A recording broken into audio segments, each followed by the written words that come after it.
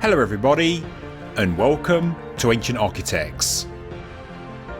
Please subscribe now to get the latest ancient history news and independent research from around the world. The Great Pyramid of Egypt has stood proudly for thousands of years, one of the most well-studied ancient enigmas on Earth. In the past 3 decades, the latest technology has assisted the experts in uncovering some startling new revelations. Hidden corridors and voids have been detected with georadar.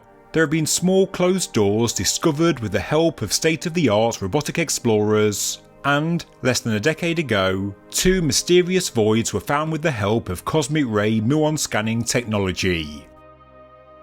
But whilst the world waits for what happens next, a mystery from history has come to light.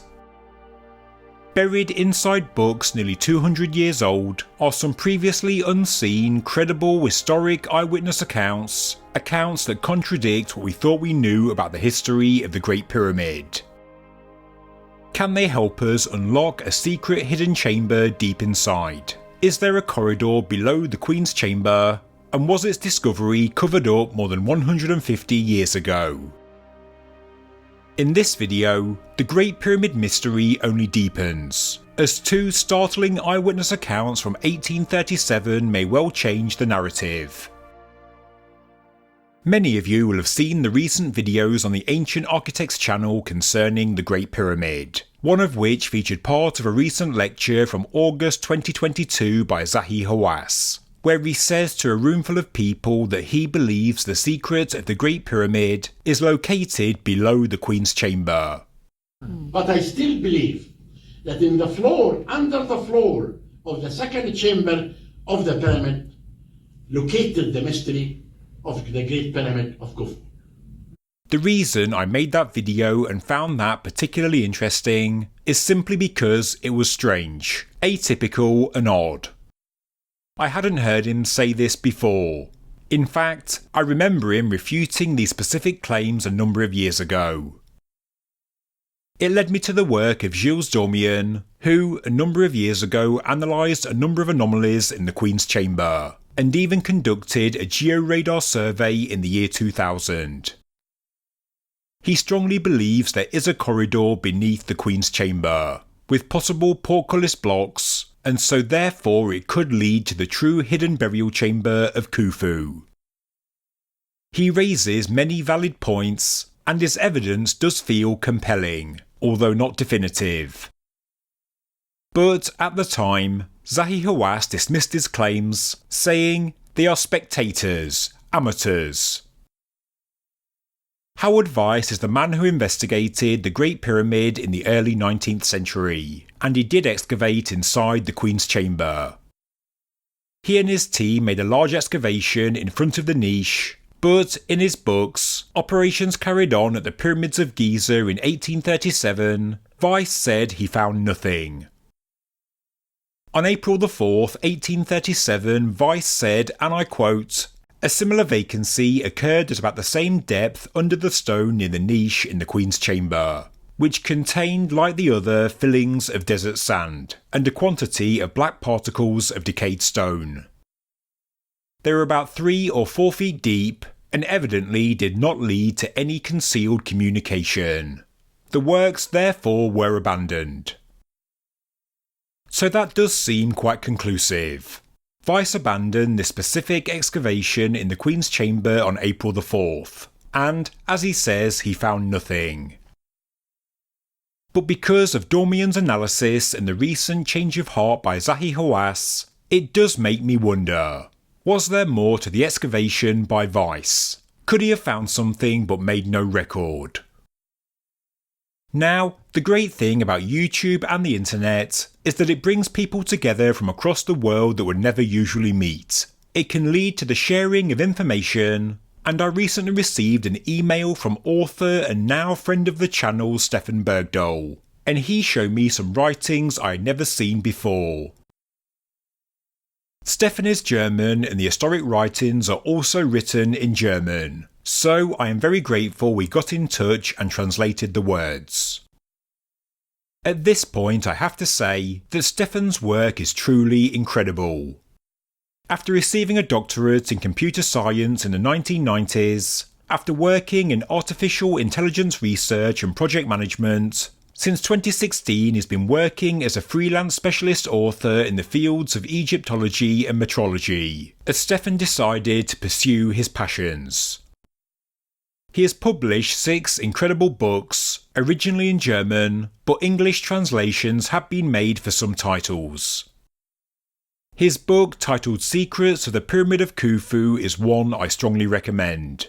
It is an incredible piece of work, and he includes information I've never found anywhere else, and I use some of that information in this video. I've left a link in the description below, and, just to note, if you're English speaking, you can change the language and pricing in the bottom right hand corner of the webpage. So it's thanks to Stefan that I'm now aware of 2 important 19th century eyewitness accounts of the Great Pyramid, and they actually conflict with the words of Howard Vyse. They were both independent accounts, both separated by just 8 days, and both were written at the time when Howard Vyse was actively excavating the Queen's Chamber. Both mention a second sarcophagus inside the Great Pyramid, and the detail really is quite amazing. In this video I'm going to attempt to unravel the mystery. The first account was written by Catholic priest J.N. Visino in 1840, and I've left a link to the book in the description below. It documents Visino's visit to Egypt in early 1837, and on March 27th he entered the Great Pyramid. The timing is important to note, because by this time, according to Volume 1 of Vyse's Operations Trilogy, his men had been working inside the Queen's Chamber and Queen's Chamber passageway for the past 24 days. Throughout his books, Vyse does mention visitors to the Pyramid Project, but he makes no reference to Visino on March 27th.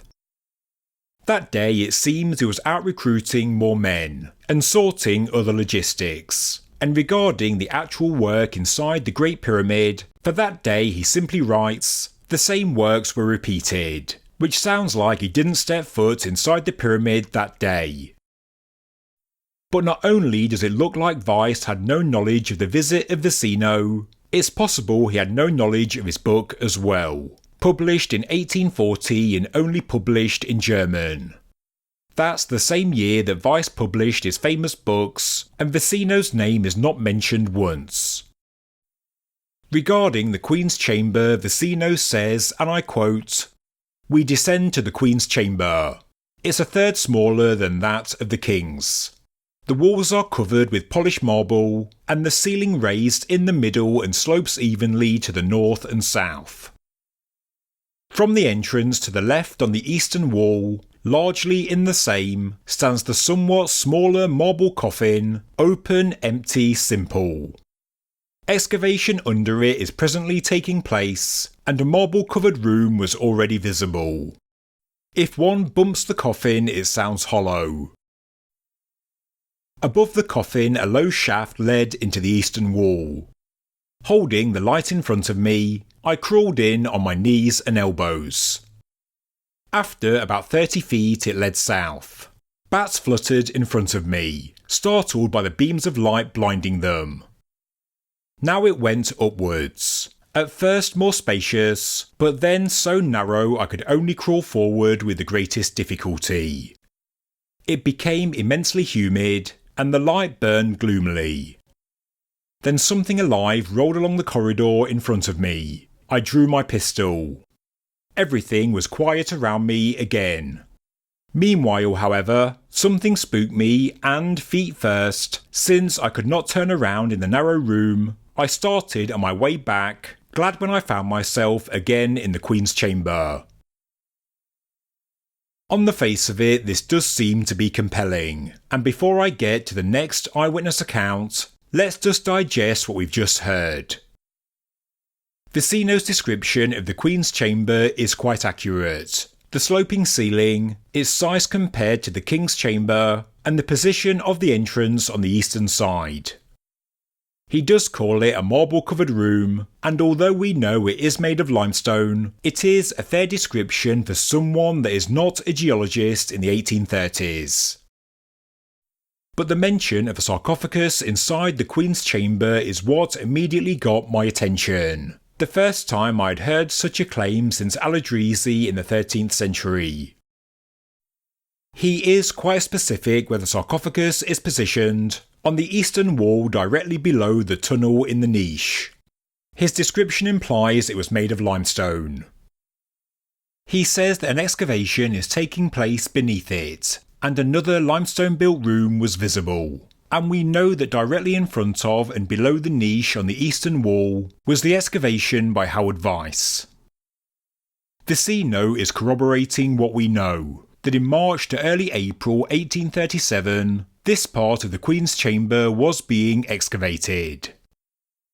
But officially, in an entry on April 4th, 1837, just 8 days later, Vyse said that nothing was discovered, and there is no mention of a second sarcophagus anywhere in his books. But Visino is pretty clear there was one, and it doesn't sound like a 3 to 4 foot excavation, because he says another chamber is already visible below. Visino next goes on to describe the tunnel in the wall inside the niche, and again he explains it quite accurately for a layperson. He mentions nothing out of the ordinary. There are no bold and extravagant claims, just an honest and accurate description of the tunnel, and his experience crawling through it. So, either Howard Vyse didn't mention the second sarcophagus and the secret chamber below because A, they didn't actually exist and Visino made it all up or was mistaken. B, Vyse didn't think the limestone sarcophagus was important enough to record, and maybe Visino was mistaken in seeing a room below. Or C, Vyse did not want this information being made public. But before we point the finger at Howard Vyse and question his integrity, could Visino have made it all up or been mistaken? Well, regarding the second sarcophagus, 8 days after Visino on April 4th, 1837, Prince Hermann Puckler Muskau, also known as Count Puckler, also visited the Great Pyramid. He wrote about his somewhat lacklustre experience, and talking about the internal chambers of the pyramid he said, in which the 2 large sarcophagi stand. In another passage, he talks about the dull and boring interior of the pyramid, a somewhat uninspiring structure, and of the walls of the internal chambers he said, without a trace of writing, ornamentation or pictorial work, seemed to me to be no more an object of admiration than the 2 simple stone box coffins that one sees here. So, the only thing of note inside the Great Pyramid, according to an educated noble visitor on April 4th, 1837, are the 2 simple stone box coffins or sarcophagi. Like Visino, we have no reason to doubt Count Puckler, because he's not exactly talking up his somewhat tedious Great Pyramid experience. And he also says, "I am not a learned archaeologist who sets out to make discoveries here. I am only endeavouring to give the reader an accurate and contemplative picture of the whole, under the individual impression it made on me, which scholars usually fail to do." Count Puckler doesn't describe the Queen's chamber in any great detail. He doesn't detail specific chambers and corridors like Visino does, just the things that to him were noteworthy, experiences, such as his descent through the well shaft, exploring the dead-end shaft that leads from the subterranean chamber and so on. He doesn't have a great deal of positivity about the gloomy and small internal passages and chambers, and it sounds like he can't wait to get out. So, it doesn't appear that Visino is making things up, because another visitor to the Great Pyramid independently mentions 2 sarcophagi inside the pyramid, and he entered only 8 days later. For me, this was a genuine mystery, and over the course of last weekend, I had a number of back and forths with the owner of the History for Granite channel, which in my opinion is one of the best new channels on YouTube. We must have spent hours trawling through sources old and new, poring over pictures and trying to make sense of the information. Late on Sunday evening, I believe that History for Granite did crack the mystery of the second sarcophagus, and it was mainly thanks to this picture.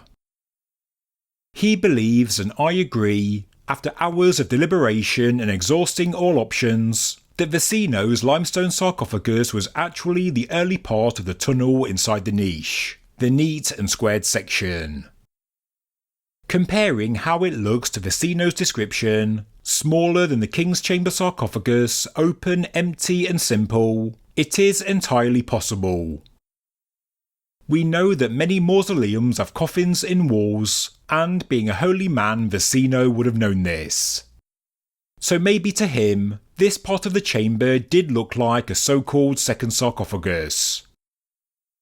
He goes on to say, above the coffin a low shaft led into the eastern wall, and looking at this picture, that too could describe what we see. But he does say, if one bumps the coffin it sounds hollow. So I would like to experience what it sounds like to maybe bang a fist on the squared section, to see if it gives off a hollow sound or echo.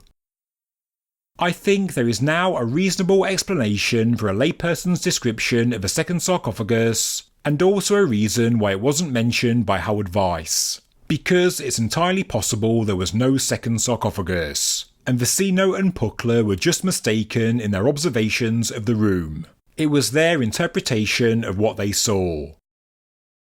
Puckler goes into no detail at all, and for all we know he didn't even see it and was only told. Visino was describing things he actually saw, and his interpretation of what he sees comes from his own experiences and biases. Reading his description and we're looking at the Queen's Chamber through his eyes. To be thorough, myself and History for Granite checked through many historic references of the Queen's Chamber to see if anyone else did mention a sarcophagus, or maybe makes the same mistake as Visino. In 1581, Palerme said the Queen's Chamber was empty. Just a few decades later, in 1618, Villemont said it was full of rubbish. In 1737, Norden said it was full of stones, and these were taken from the excavated tunnel inside the niche. In 1799, Denon said the Queen's Chamber contained a quantity of stones and rubbish, taken out of the excavation that had been made in it before. 2 years later, in 1801, Jamard says the Queen's Chamber was extremely offensive and much encumbered with the rubbish produced by a large excavation. Interestingly, Howard Vyse says that in 1817, Captain Cavalier was clearing out the Queen's Chamber, removing the rubble and the rubbish in the hope of finding a sarcophagus, and he also continued to excavate the tunnel inside the niche. On getting to the end, all Cavalier found were the names Paisley and Monroe inscribed at the end of it. So, Palerme said the Queen's Chamber was empty in 1581, and the tunnel inside the niche was already open, the early part being Visino's so-called sarcophagus. In the next few decades we get the build-up of rubble and rubbish in the Queen's Chamber, so this is likely when the niche tunnel was extended, and that is the source of the rubble dumped inside the chamber. Cavalier was never going to find a sarcophagus inside the rubble in 1817, because the room was already empty in 1581, and the rubble came from the crude extension of the tunnel in the niche.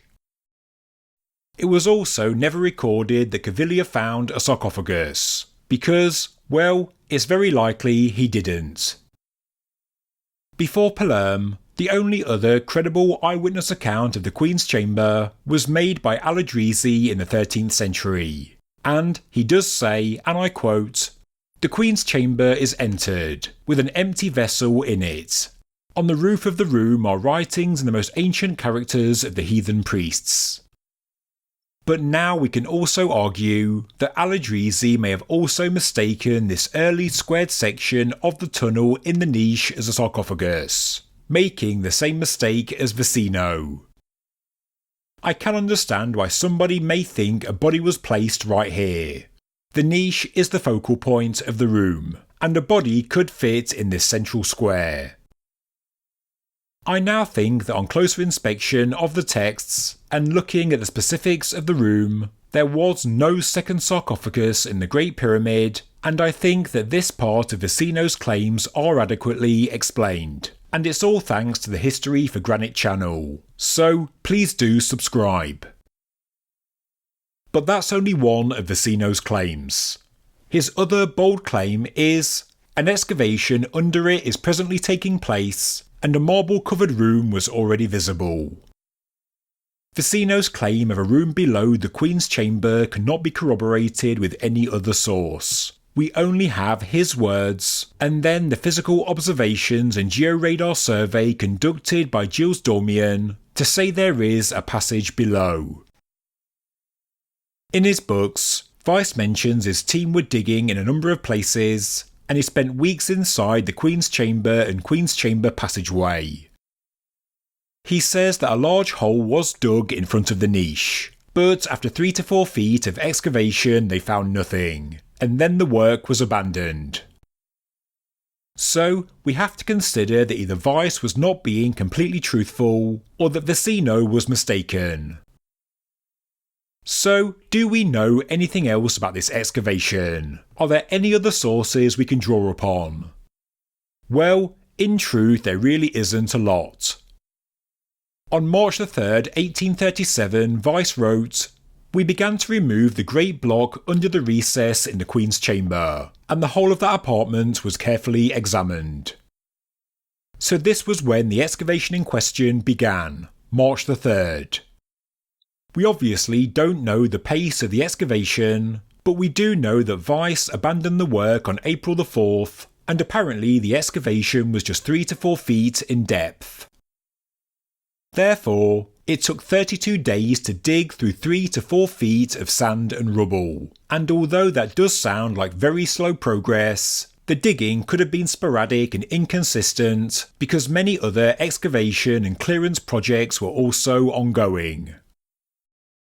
Interestingly, John Shea Perring, who became Vyse's superintendent, also made a diagram of the Queen's chamber, and he claims the excavation is in fact 8 feet deep, and not 3 to 4.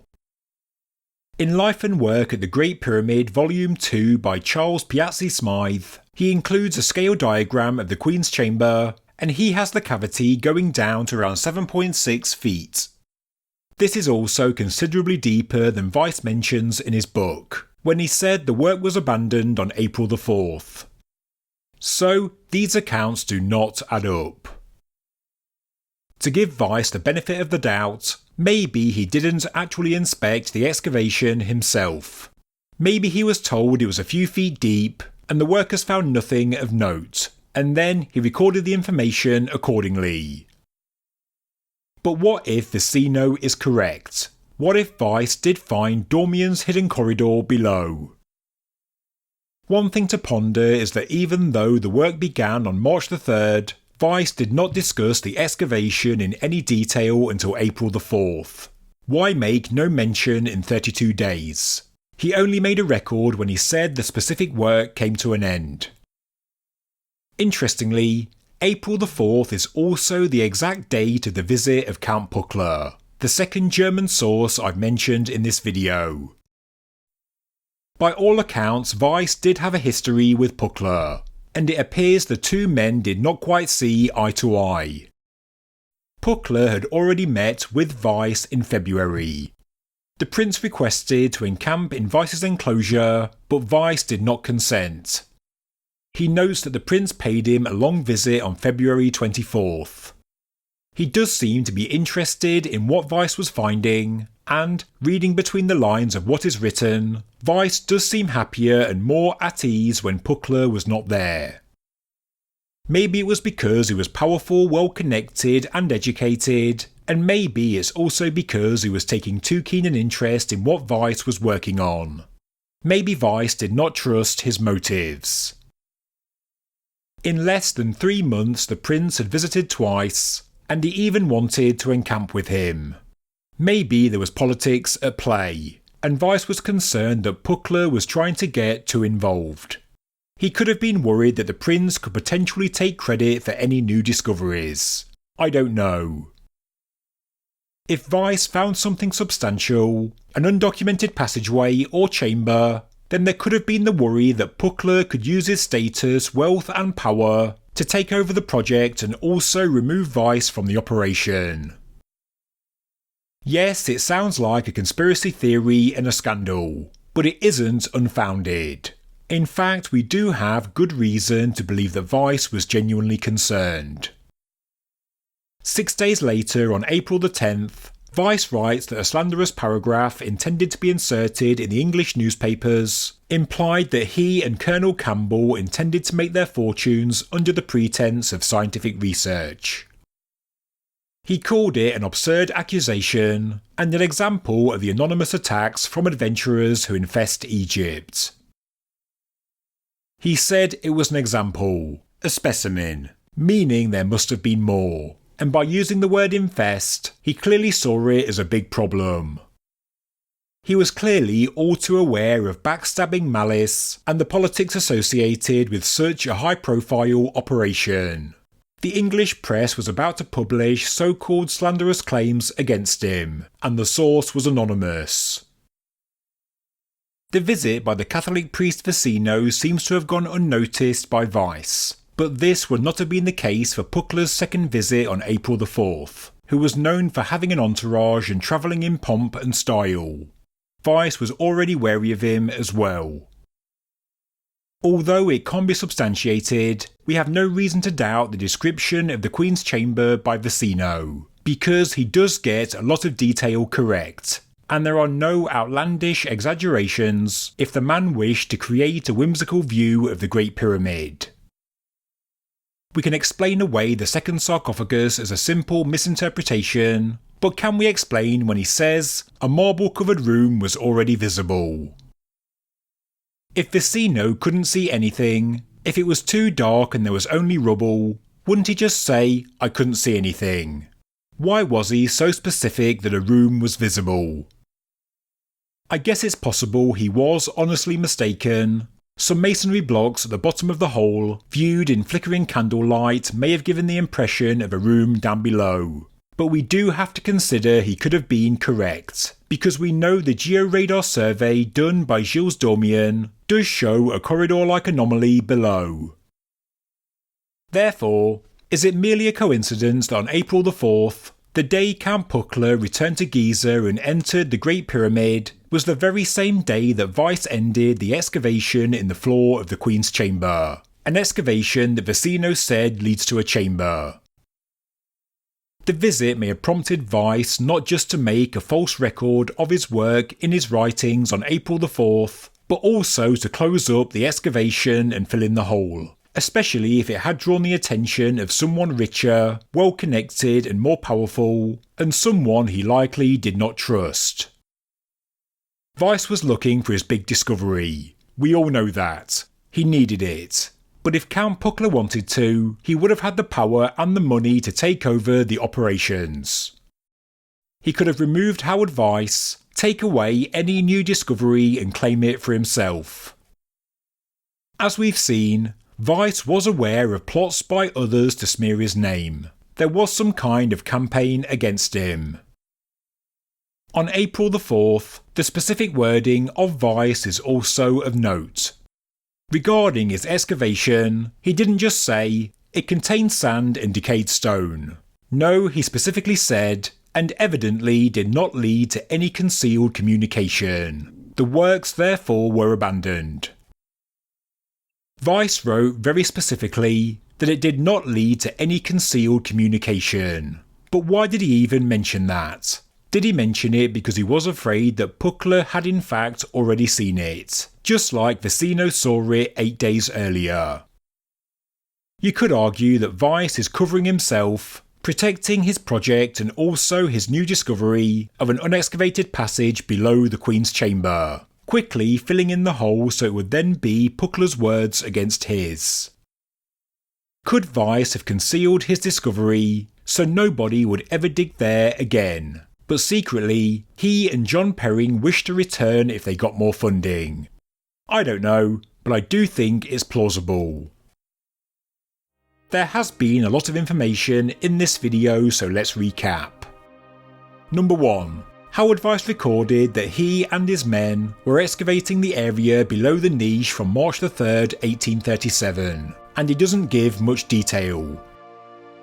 Number 2. 24 days later, on March 27th, 1837, Visino enters the Great Pyramid, likely unknown to Howard Vyse, and in his 1840 book, he notes a second sarcophagus below the tunnel in the niche in the Queen's Chamber.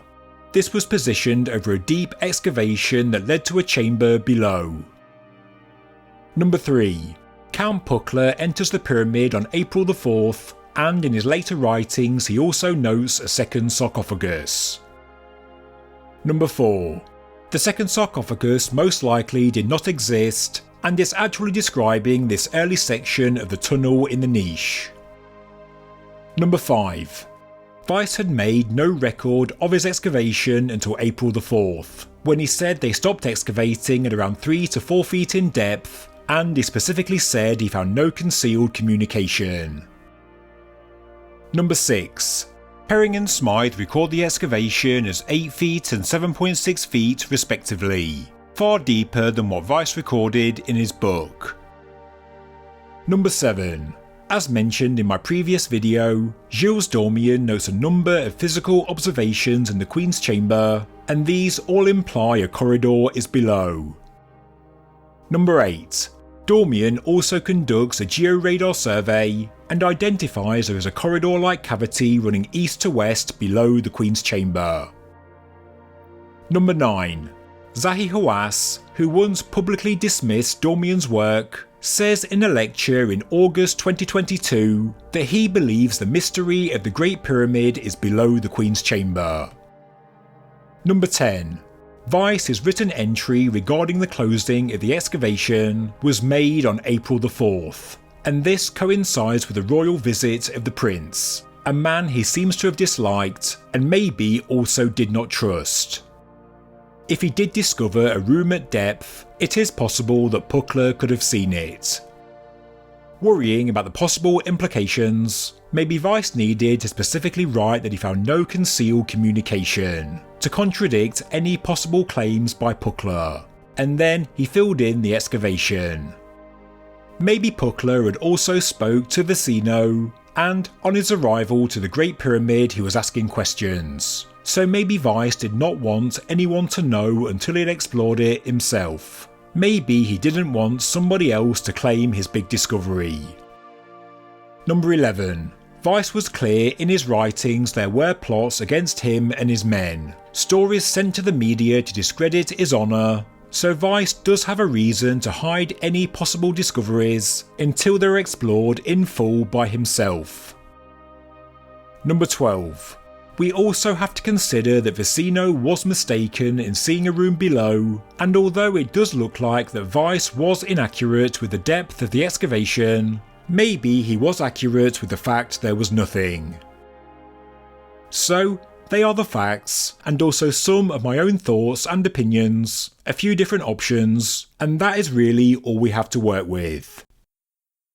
When Charles Piazzi Smythe took this photograph in the Queen's Chamber, sometime around 1865, we can see the excavation has been filled in, somewhat sloppy and also like it was hurried. We never see or hear anything else about this again. I think it is entirely possible that Howard Vyse did find the corridor identified by Dormian, but because of the visit of Count Puckler and the conspiracies against him that were reaching the press, he closed it up and never actually finished the work. This would mean there could well be something new to excavate below the Queen's Chamber.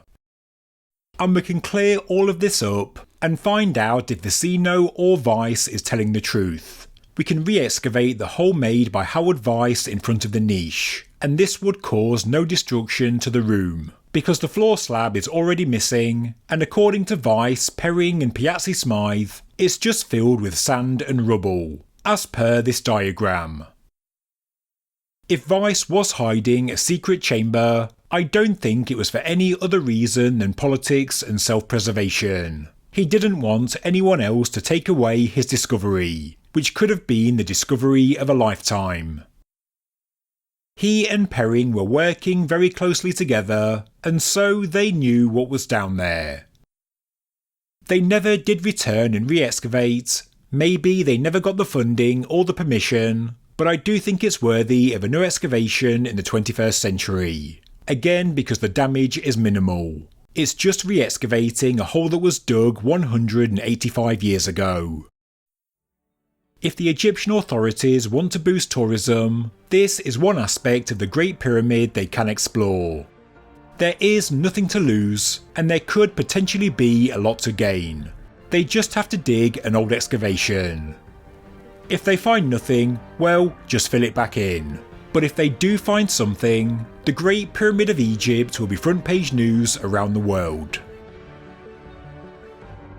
Thank you very much for watching this episode of Ancient Architects. If you enjoyed the video, please subscribe to the channel, please like the video, and please leave a comment below. Thank you very much.